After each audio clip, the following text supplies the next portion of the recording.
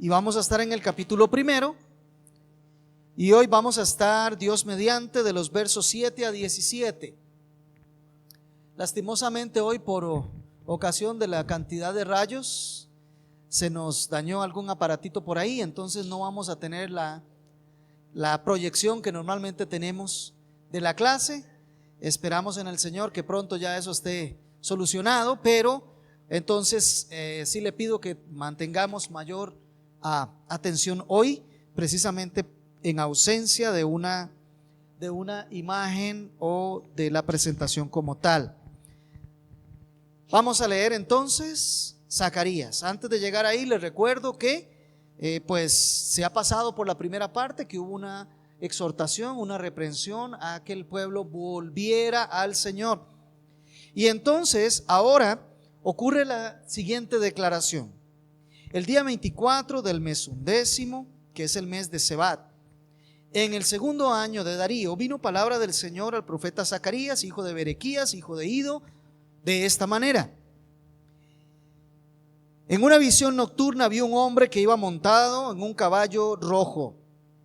El hombre estaba entre los mirtos que había en la quebrada, y detrás de él caballos rojos, castaños y blancos. Entonces dije: ¿qué son estos, Señor mío? Y el ángel que hablaba conmigo me dijo: te mostraré quiénes son estos. Y el hombre que estaba entre los mirtos respondió: estos son los que el Señor ha enviado a recorrer la tierra. Y ellos respondieron al ángel del Señor que estaba entre los mirtos y dijeron: hemos recorrido la tierra y toda la tierra está en paz, tranquila. Entonces el ángel del Señor respondió: oh Señor de los ejércitos, ¿hasta cuándo seguirás sin compadecerte de Jerusalén y de las ciudades de Judá, contra las cuales has estado indignado estos 70 años? Y el Señor respondió al ángel que hablaba conmigo palabras buenas, palabras consoladoras. Y el ángel que hablaba conmigo me dijo: proclama diciendo, así dice el Señor de los ejércitos: estoy celoso en gran manera por Jerusalén y por Sión, pero yo estoy muy enojado contra las naciones que están confiadas, porque cuando yo estaba un poco enojado, ellas contribuyeron al mal. Por tanto, dice el Señor, me volveré a Jerusalén con compasión. En ella será reedificada mi casa, declara el Señor de los ejércitos, y el cordel será tendido sobre Jerusalén. Proclama de nuevo, así dice el Señor de los ejércitos: otra vez rebosarán mis ciudades de bienes, otra vez el Señor consolará a Sión, y de nuevo escogerá a Jerusalén. Amén. Esta es la primera de 8 visiones que nosotros pasamos a ver ahora en el libro del profeta Zacarías. Habíamos dicho que en la estructura general del libro de Zacarías, la primera parte era una llamada al arrepentimiento, que ya lo vimos de los versos 1 hasta el 6. Luego viene una cantidad de 8 visiones que están en el capítulo, acabamos de verlo, del 1:7 hasta el capítulo 6:8. Son 8 visiones continuas, seguidas, que tiene el profeta. Luego hay un interludio ahí de algunas promesas, y después vienen finalmente el primer oráculo o la primera profecía, y finalmente la última profecía, y así es una estructura general del libro. Entonces, lo primero que quiero que vayamos viendo hoy como este contexto para entrar a esta visión es que estas 8 visiones las tuvo Zacarías en una sola noche. ¿Ya? Las 8 visiones las tuvo Zacarías en una sola noche, y esto es importante. Eran visiones, no eran sueños. El hecho de que se tuvieran de noche no quiere decir que estaba dormido. No, él no estaba dormido, él estaba bien despierto y tuvo estas 8 visiones. ¿Qué son estas 8 visiones? Mire, la primera es de un hombre entre los mirtos, ya lo estuvimos leyendo. La segunda visión tiene que ver con 4 cuernos y 4 artesanos. La tercera visión tiene que ver con un hombre que tiene un cordel, signo de medición, ¿verdad? La próxima, la cuarta, tiene que ver con ropas limpias para el sumo sacerdote. Eso está en el capítulo 3, versos del 1 al 10. En el capítulo 4 encontramos el candelero de oro y 2 olivos. Eso es la quinta visión. Muy bien, la sexta visión es un rollo que vuela. Eso lo vemos en el capítulo 5, un rollo que está volando. La séptima visión es de una mujer muy curiosa porque está metida dentro de un recipiente. Esa es otra visión. Y la octava tiene que ver con 4 carros, ¿ok? Que está en el capítulo 6. Así que son 8 visiones en una misma noche. Vamos con la primera. Si se fijan en el verso 7 nos dice en qué momento fue que se recibió esa visión, ¿ok? Dice que ocurrió en el día 24 del mes 11 del año segundo de Darío. Algunos que han pretendido compaginar el calendario judío con el calendario greco-romano, que es el que nos rige a nosotros, establecen que esto es un periodo que existía entre la luna de febrero, la luna llena de febrero y la luna nueva de febrero y luna nueva de marzo. Entonces estamos hablando de que es en ese periodo del año, el mes 11 del año segundo, el día 24. Y aquí una de las cosas que se aclara muy bien en el texto cuando lo leemos es que lo que está viendo el profeta Zacarías es palabra del Señor. Fíjese, el día 24 del mes 11, que es el mes de Sebat, en el segundo año de Darío, vino la palabra del Señor al profeta Zacarías, hijo de Berequías, hijo de Ido, de esta manera, en una visión nocturna. Y ahí sigue narrándonos. Entonces, lo que tenemos claro de entrada es que estas visiones que tiene el profeta Zacarías son palabra de Dios. Es la forma en que Dios habló, por visión, por medio de visiones. Fueron visiones de una noche, no fueron sueños. Y recuerde que es por medio del profeta. Ahora, ¿dónde estaba Zacarías? ¿Alguien recuerda dónde estaba Zacarías cuando tuvo esta visión? Ay, estoy solito yo acá. Buenas, hola, buenos días. ¿Dónde estaba Zacarías?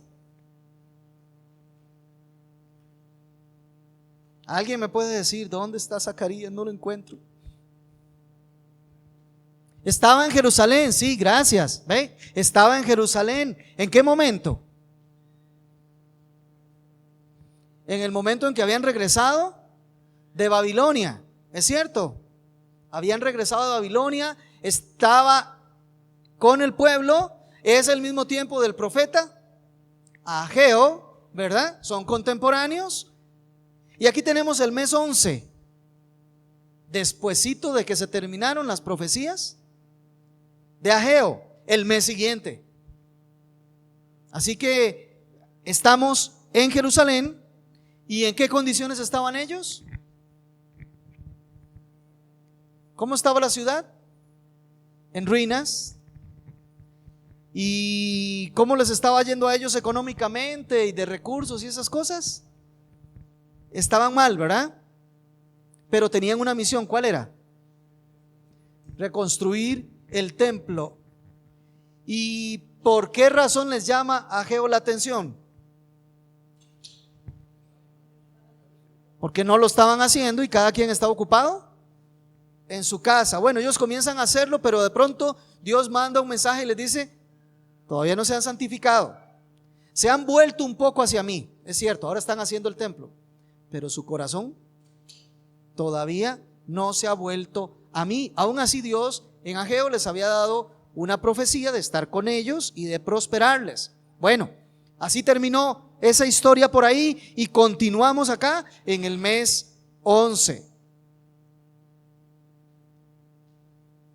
Ahora ven que en esta visión primero vamos a ver lo que vio. ¿Qué les parece? Vamos a ver qué fue lo que vio. En una visión nocturna vi un hombre, ahí está, un hombre, que iba montado en un caballo rojo. Algunas versiones ustedes lo leen como el caballo alazán. ¿Ok? Alazán es un color rojo, pero por decirlo de alguna manera, tirando más similar a un color tipo canela. ¿Ok?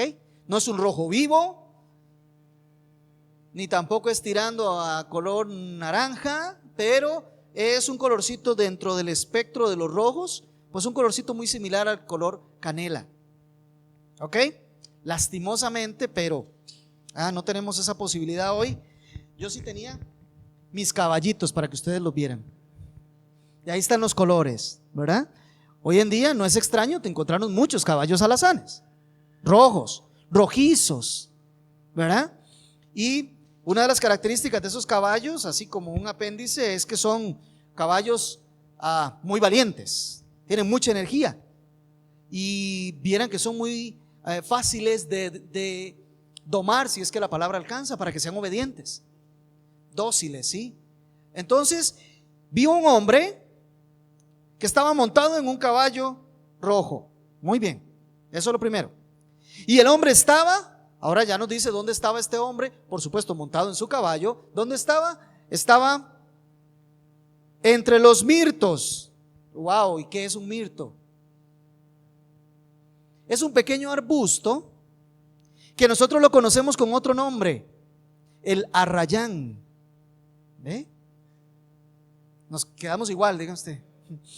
El arrayán es un pequeño arbusto que algunas veces puede crecer mucho, casi como un árbol, pero normalmente es un arbusto.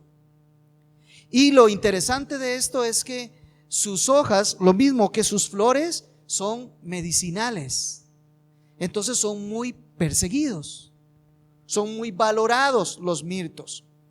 Palabra mirto o arrayán, o incluso se le denomina Hadasa con H. ¿Y recuerdan a alguien que se llamaba Hadasa? La reina Esther. Por eso en algunas partes se le conoce a la reina Esther como, se le dice mirto, porque estamos hablando de ese mismo nombre.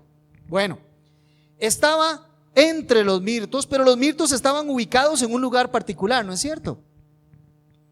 Estaban ubicados, según nuestra versión, en una quebrada. Otras versiones, como la Reina Valera, dice que estaba como en una hondura.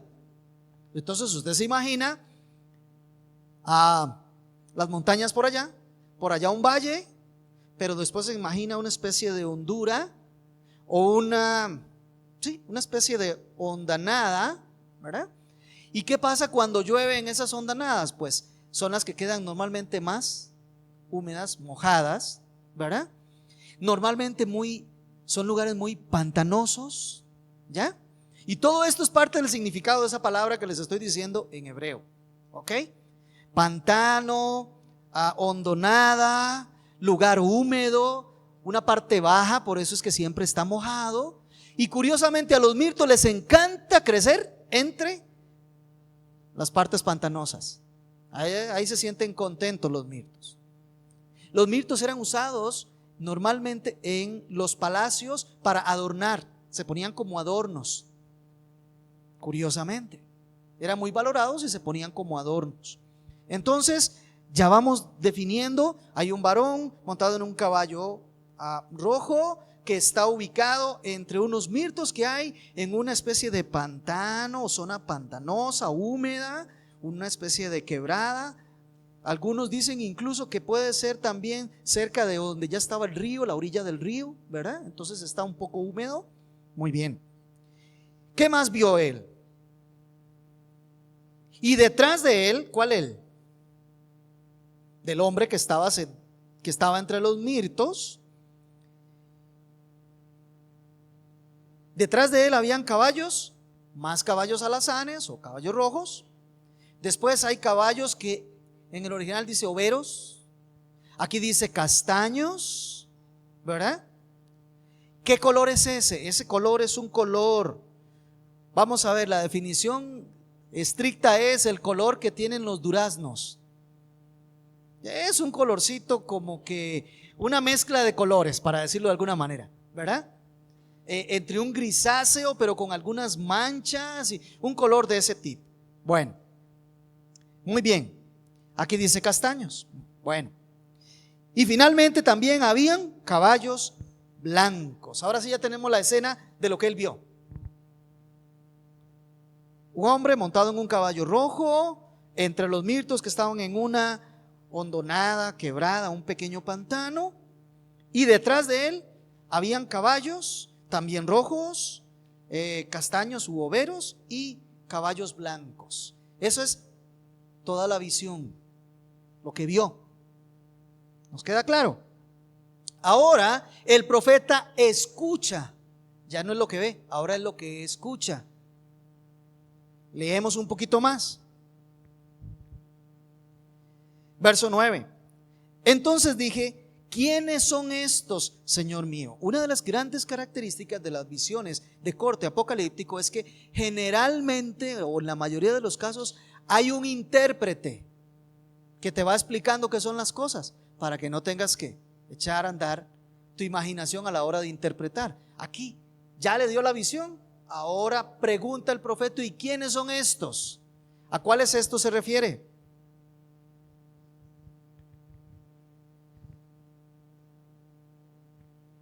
Con ánimo, con ánimo. ¿Al hombre?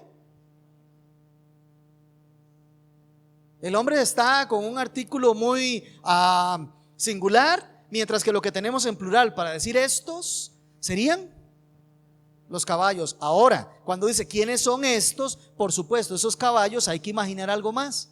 Estaban montados por jinetes, ¿no es cierto? Que los caballos así como que solitos. No, para decir quiénes son estos. ¿Quiénes? Pregunta por personas, o sea, los jinetes que estaban en los caballos. Ok, ¿quiénes son estos? Y había un ángel, entonces ya vimos, el profeta es uno que habla, ahora hay un ángel que interpreta. Y el ángel que hablaba conmigo, o sea, aquí tenemos un ángel intérprete, por ponerlo en algún término, un ángel que interpreta y le dice, te mostraré quiénes son estos. Y le dice, yo le voy a mostrar quiénes son. Y el hombre que estaba entre los mirtos respondió. Hay un hombre que está entre los mirtos. ¿Quién era? El que estaba montado en caballo rojo. Estos son, ¿quiénes son? Los que el Señor ha enviado a recorrer la tierra. Entonces ya sabemos que esos que estaban detrás de él habían ido a recorrer la tierra. Muy bien, excelente, vamos bien. Y ellos, esos que habían ido a recorrer la tierra, respondieron al ángel del Señor que estaba entre los mirtos. Ángel del Señor que estaba entre los mirtos. O sea que este no es el ángel que estaba interpretando, ¿ya? Este es otro. Este es el que estaba entre los mirtos.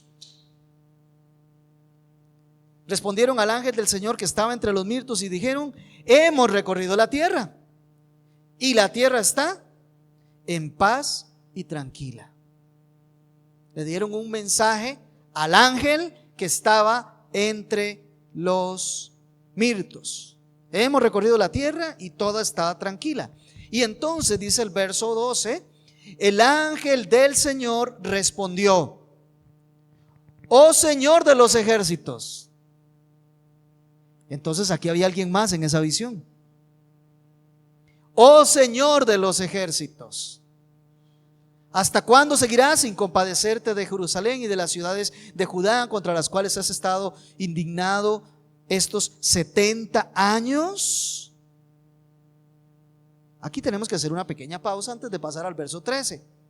Vamos a ver los personajes. Está el profeta, está un ángel que está interpretando, ¿verdad? A la par ahí del profeta. pero después hay el que está entre los mirtos también habla, ¿verdad? Y aquí se le denomina el ángel del Señor. Muy bien. Traigamos a la memoria algunos aspectos que nos interesan hasta aquí, porque el mensaje es: Señor, ¿hasta cuándo? Y es el ángel del Señor el que le dice al Señor: Señor, ¿hasta cuándo? Aquí hay una conversación entre el ángel del Señor y el Señor. ¿Han escuchado la frase el ángel del Señor o el ángel de Jehová? ¿Sí? ¿Lo han escuchado? ¿Verdad? ¿Y a quién hace referencia el ángel de Jehová? A Jesucristo. Entonces, aquí tenemos al ángel del Señor, a Jesucristo, y después tenemos al Señor.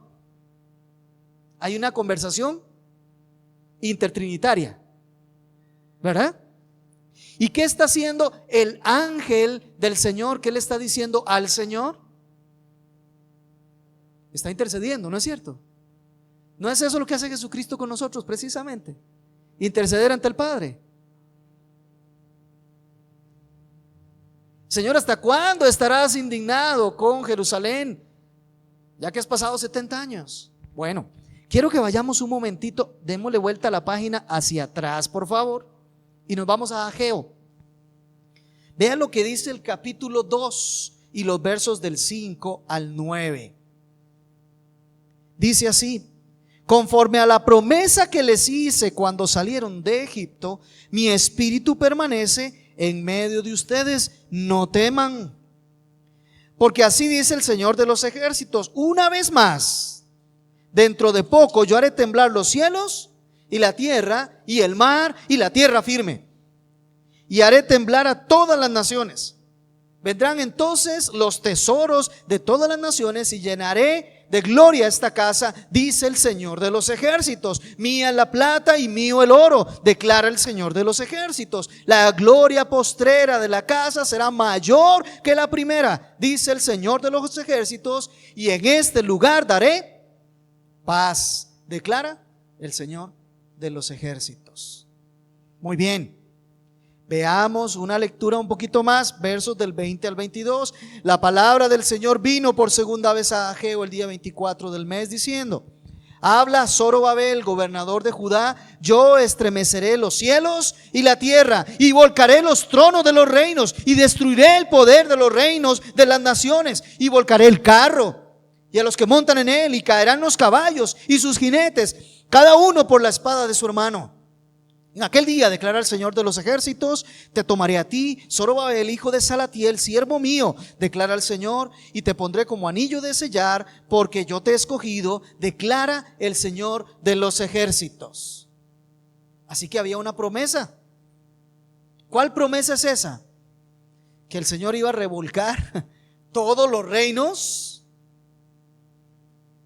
y su lugar, donde está su casa, iba a llenarse de gloria. Pero resulta que aquí ya vamos a un mes después de eso y todavía no ha pasado. Y como nos ocurre a nosotros, voy a pedirte que le envíes a la iglesia la presentación, porque así algunos pueden seguirla ahí por WhatsApp. Como ocurre con nosotros, tendemos a estresarnos un poquito, ¿verdad? Señor, tú dijiste, hay una promesa tuya, pero yo no veo como que se esté cumpliendo, ¿verdad? Yo no veo como que se esté cumpliendo. ¿Qué pasa, Señor?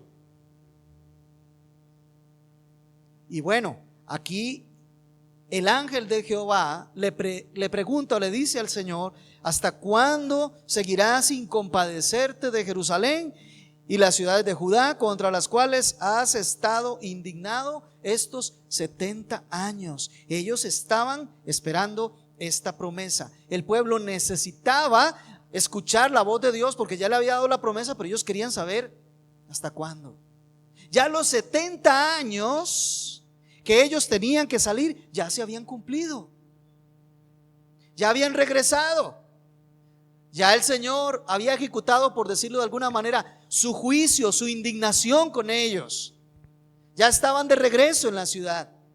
Ya habían empezado a levantar el templo, pero todavía tenían pocos recursos. Todavía Ellos estaban en mala situación, pero ¿qué ocurría con las demás ciudades alrededor? Todas las demás ciudades estaban fuertes, firmes.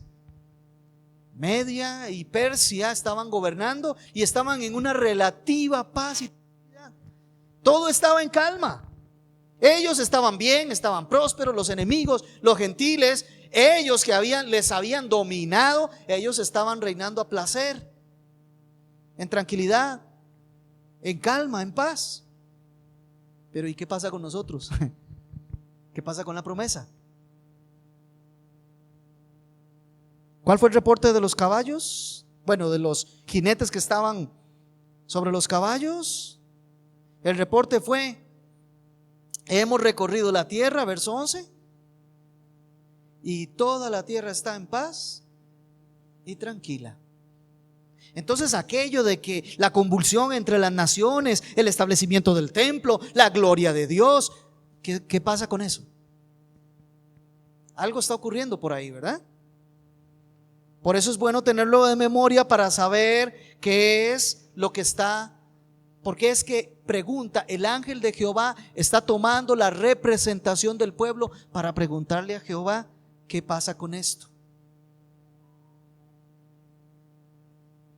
Ahora bien, volvemos a Zacarías.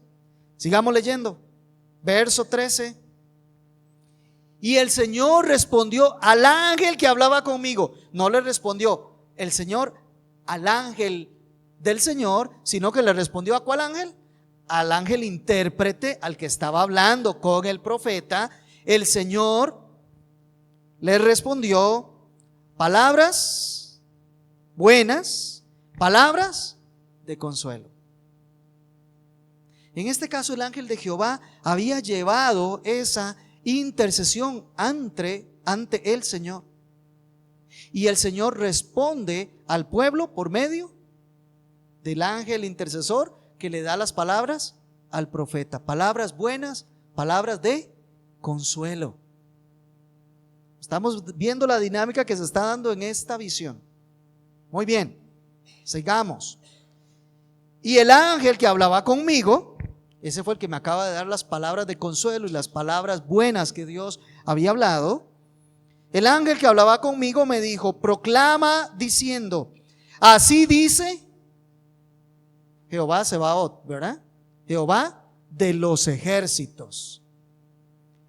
Estoy celoso en gran manera por Jerusalén y por Sión. Estas son palabras buenas. Estas son palabras de consuelo. Jehová, el Señor de los ejércitos, dice: yo estoy celoso por mi pueblo, por las condiciones de mi pueblo. Yo estoy celoso por lo que otras naciones le han hecho a mi pueblo. Yo estoy celoso.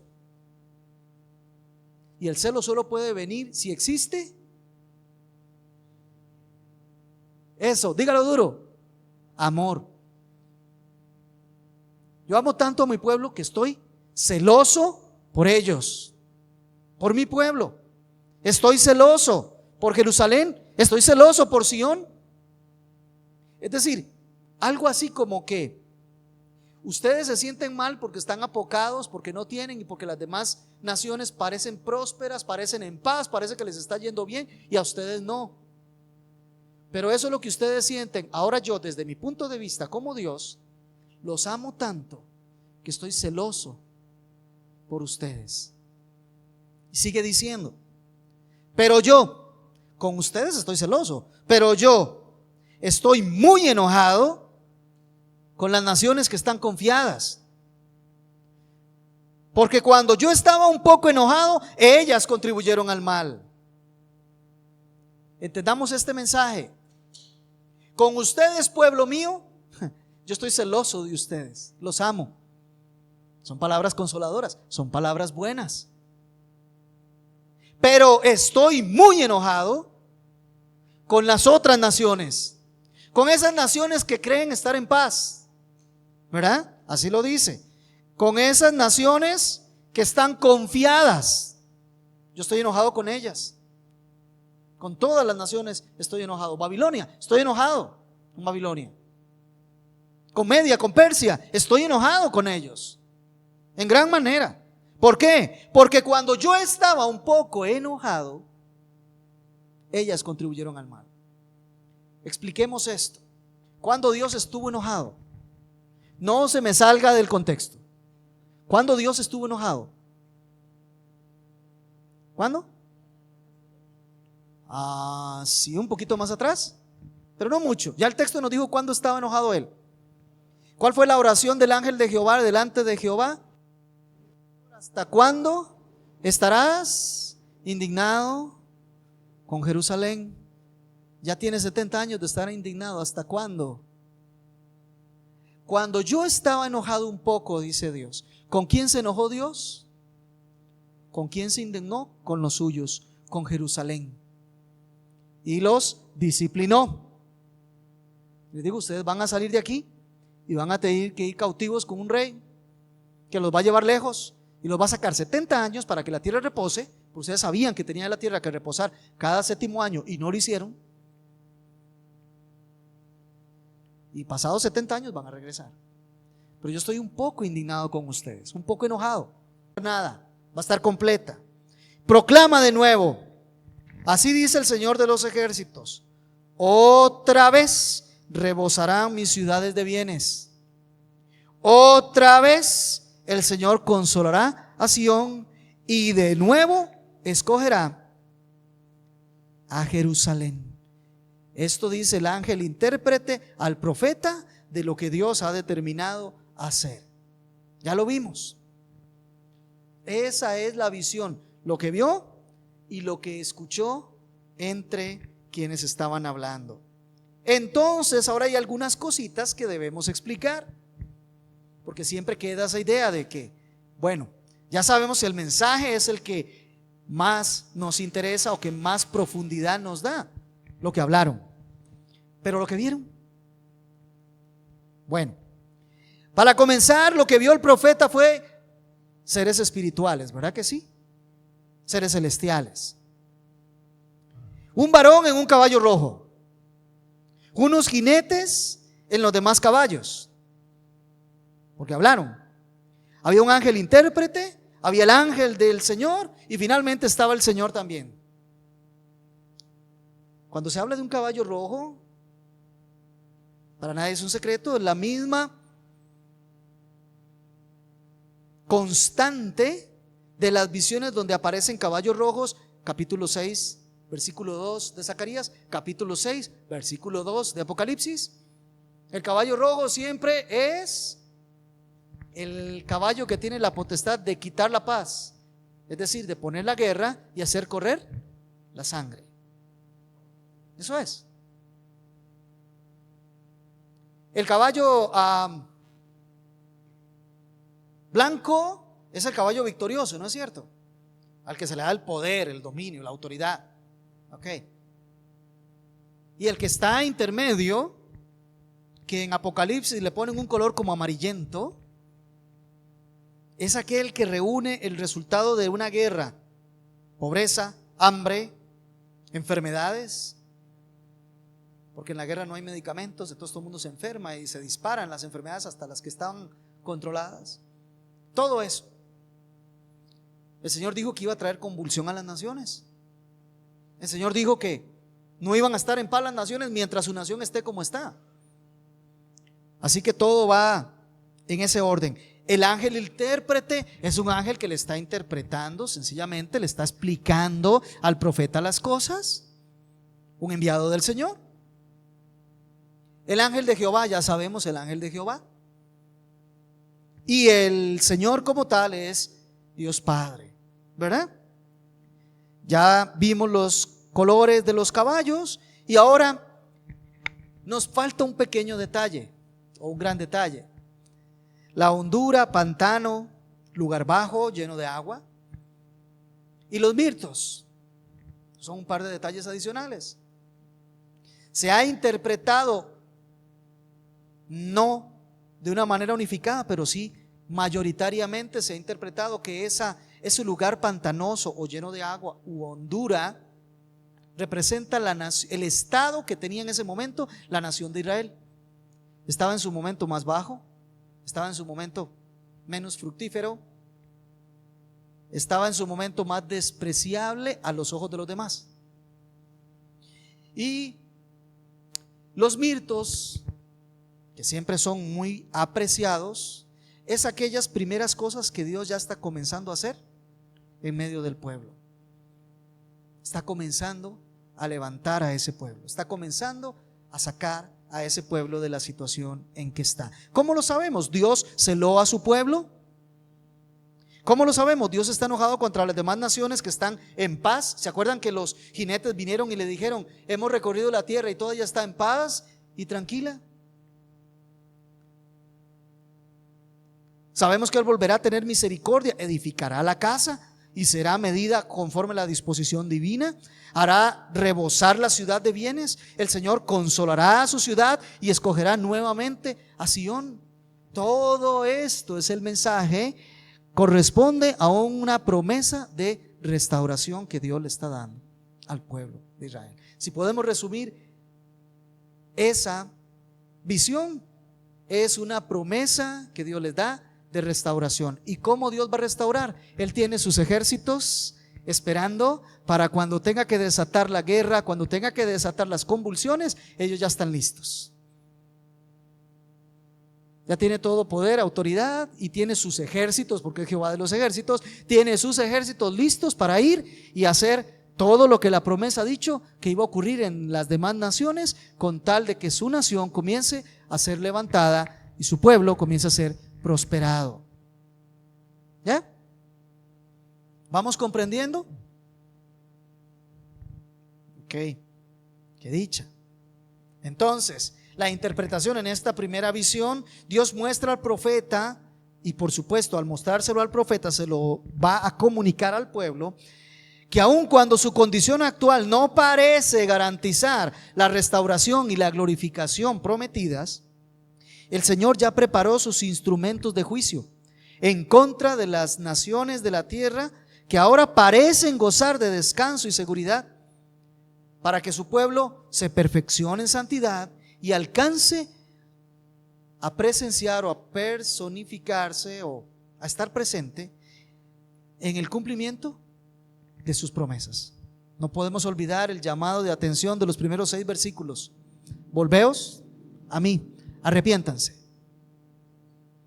Hay toda una disposición que yo tengo para ir cumpliendo lo que yo les he dicho que voy a cumplir, pero hay un llamado al arrepentimiento para que ustedes puedan ir gozando y participando del cumplimiento de estas promesas. ¿Estamos entendiendo? Ahí les pasamos a los que tienen, los que están en el chat, y los que no, acérquense a alguno para que le pase el WhatsApp de la presentación de hoy. Pero el punto es que aunque la situación actual del pueblo no parezca favorecer el hecho de que Dios va a cumplir sus promesas, Dios las va a cumplir.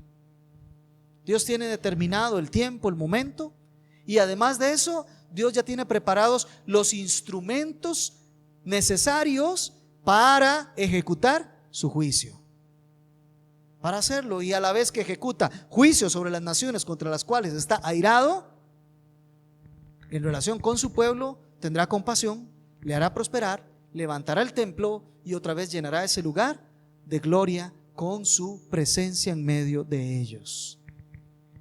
Está reiterando o ampliando, más bien, bueno, sí, reitera, pero a la vez amplía lo que ya les había dicho por medio de Ageo, capítulo 2 del 5 al 9 y capítulo 2 versos del 20 al 23. Está el Señor reafirmando lo que ya les había dado, una promesa de restauración. Eso es lo que la visión está queriendo dar a entender como mensaje. Esto es lo que debían entender los que escucharon al profeta. ¿Estamos claros hasta aquí? ¿Sí? La interpretación no fue muy complicada, ¿verdad? Si nos ajustamos al texto y relacionamos todo en su contexto, la interpretación de la visión no es complicada. Y lo más hermoso es que esta visión nos va a ayudar a entender las otras. Así que esto es importante. Ahora, hemos dicho que uno de los temas con la profecía, que esta profecía está ahí incluida en esa promesa, dentro de esa visión, utilizando estos símbolos y todo, ¿no? Si el Señor es precioso para armar estas cosas. Dentro de esta promesa, ustedes deben de recordar que hay promesas que doctrinariamente se le dice promesas de doble cumplimiento, o promesas que tienen un cumplimiento primario y después un cumplimiento completo o lleno, que se cumple parcialmente algunas cosas, pero la plenitud de eso se va a cumplir después. Una de las cosas que el Señor les promete es que el templo se va a levantar ahí otra vez. ¿No es cierto? Eso fue lo que les dijo. Ahí pondré mi casa porque tengo compasión de ustedes. Ustedes son mi ciudad, ustedes son mi pueblo. Ahí voy a hacer que se levante mi casa y ahí va a estar mi gloria y ustedes van a avanzar. Según Esdras capítulo 6 y verso 15, el templo en efecto se terminó. En el año sexto del rey Darío, 4 años después de esta visión, se cumplió lo que el Señor les dijo: se va a levantar el templo a mi nombre. Allí se levantó. Ahí hay un cumplimiento primario de lo que el Señor les está diciendo. La historia de las Escrituras no recoge todo.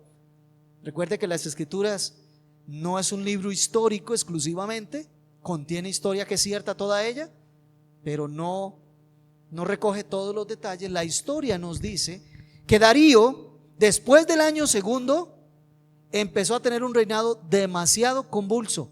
Empezaron a levantársele rebeliones en diferentes lugares de todo el imperio. Aunque gozó de cierta paz al principio, después comenzaron a levantársele guerras en todo lado y hubo convulsión en el imperio, al punto de que ya vinieron los griegos y los colonizaron, los invadieron y desapareció el imperio medo-persa. La restauración de Jerusalén como ciudad, sus murallas, sus casas, ocurrió en tiempo de Nehemías. ¿Recuerdan a Nehemías?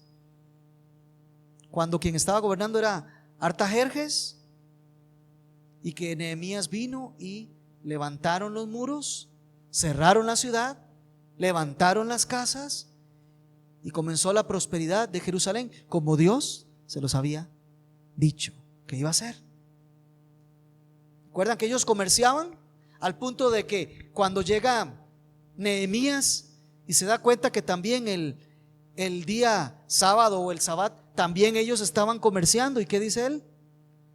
Una de las cosas que hemos dejado de atender es el mandamiento de que el día de reposo es para Jehová, consagrado a Jehová, no podemos comerciar.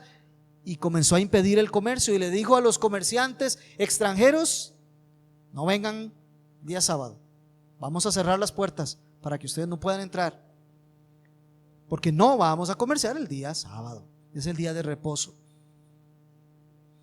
Y después los amenazó: si los oímos detrás de la puerta salimos y no les va bien, porque comenzó la ciudad a levantarse con la compasión y el favor que Jehová les había dado. Eso solo fue el comienzo del cumplimiento de la profecía, o su cumplimiento inmediato, o su cumplimiento parcial. Todavía hay cosas en esa profecía que están para cumplirse en la próxima venida de nuestro Señor Jesucristo, a establecer su reino milenario en ese lugar. Como dijo el Señor, que vendría al monte de Sión a establecer su trono. Y ahí la convulsión para las demás naciones todavía será mucho más de lo que experimentaron en el pasado. ¿Qué queda en el futuro? La glorificación plena de esta nación, entendiendo que ellos van a ser glorificados porque son el pueblo de Dios, no por ellos. Ahí ese reino se va a establecer, la prosperidad y la seguridad del pueblo. Es decir, la ciudad en su plena restauración quedará o quedó pendiente para el futuro, junto con otras promesas que nosotros hemos ido viendo en los otros profetas y en el Nuevo Testamento. Dios hará rebosar su ciudad de bienes. El Señor consolará a su ciudad y otra vez escogerá a Jerusalén. Así que, amados hermanos, podemos ver que Dios es veraz, que Dios es el mismo y que Dios no ha cambiado, que sus promesas están ahí. ¿Qué más vemos de Dios? ¿Qué características más vemos de Dios? Vamos que Dios es todopoderoso, ¿no es cierto? Vemos su autoridad sobre todas las cosas, pero también vemos que Él está vigilando todo lo que ocurre en la tierra, pero particularmente, ¿qué está vigilando? Su pueblo. Dice el Señor: mis ojos recorren toda la tierra y se posan sobre los que son míos. Los estoy cuidando. Fíjese que aunque ellos estuvieran en una situación deplorable y aunque ellos estuvieran, no sé, tristes, desanimados, el Señor estaba con ellos. Puede ser que estuvieran en la hondonada, pero ahí estaba precisamente el varón en su caballo, símbolo de protección, de cuidado, de que Dios de los ejércitos está con ellos. Ahora, le cuento algo: usted y yo también somos pueblo del Señor. Y el mismo Dios que los protege a ellos es el mismo Dios que se posa sobre nosotros, no importa lo que estemos pasando, no importa que estemos en el bache, el Señor está con nosotros y con su cuidado. Y tiene todos esos caballos alrededor, esos ejércitos, para cumplir todas las promesas que Él ha dicho. Algunas se van a cumplir mientras estamos aquí y otras se van a cumplir allá en el futuro, cuando estemos con Él, donde no habrá más llanto, ni tristeza, ni dolor. Será allá. Pero aquí nos va dando consuelo y nos habla palabras de bien, porque es el mismo Dios, porque es el mismo amor. Por eso Él nos cela. ¿O usted cree que usted llegó aquí por sus propios esfuerzos y por su gran capacidad y su gran habilidad? ¿Ha llegado a la edad que llegó porque usted fue muy hábil durante su vida, porque fue muy sabio? Para nada. Ha sido la gracia, la misericordia, el favor, el cuidado, la protección continua de parte de Dios. Dios sigue hablándonos por medio de su palabra. Dios sigue afirmando nuestra fe a través de sus promesas y del cumplimiento que Él va haciendo de sus promesas. Yo estoy con vosotros, dice el Señor continuamente, no temas, yo soy el que te esfuerzo, yo estoy ahí. Él está manipulando todas las cosas, Él está manejando todas las cosas alrededor. Nada se ha salido de su mano. Usted necesita y yo necesito la voz de consuelo, las palabras buenas. Necesitamos la esperanza, dada la condición que nosotros tenemos actualmente. ¿No es cierto que necesitamos eso? Hay que entonces aprender a escuchar a Dios. Pero te pregunto, ¿cuál es la voz que tú escuchas hoy en día? ¿A quién escuchas? ¿A quién escuchas? ¿Escuchas al mundo? ¿Te escuchas a ti mismo? ¿O estás escuchando la voz de Dios? Yo no sé qué estoy escuchando, hermano. No soy tan claro y tan entendido. ¿Qué es lo que estoy escuchando? Si es mi voz o es la de los demás o es la voz de Dios. Y vieran cómo eso se da en las consejerías, ¿verdad? Hermano, es que no sé si estoy escuchando la voz de Dios o si estoy escuchando mi propia voz o si quiero.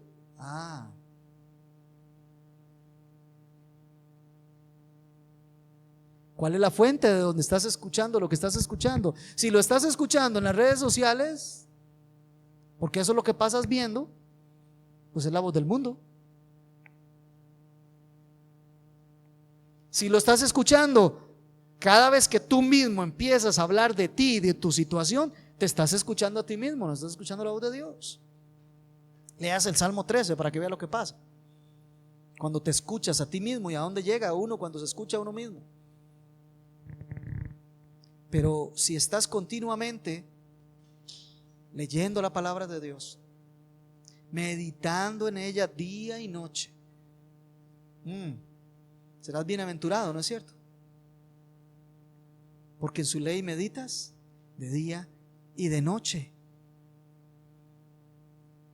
Entonces serás como árbol plantado junto a corrientes de aguas. Esas aguas están corriendo todos los días y me están alimentando y me están llevando a conocer el plan de Dios y me están llevando a tomar las decisiones conforme Dios me lo va dando.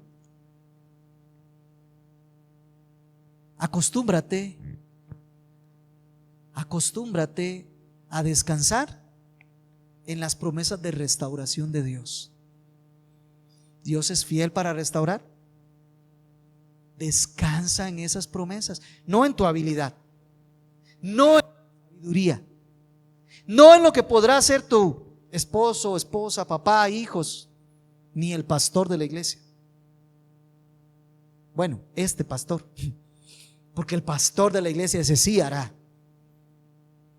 Descansa en sus promesas de restauración. Es lo que Él ha venido. Nosotros caímos en pecado, hicimos pedazos nuestra vida, hicimos pedazos la vida de los demás y del mundo por nuestra caída, y el Señor ha venido a restaurar. Ese es su compromiso. Así que descansa en las promesas de restauración.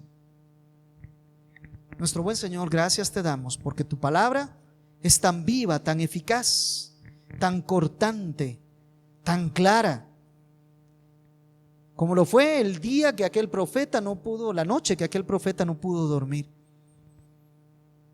porque estaba siendo un instrumento tuyo para dejar escrito al pueblo inmediato y a nosotros a la distancia.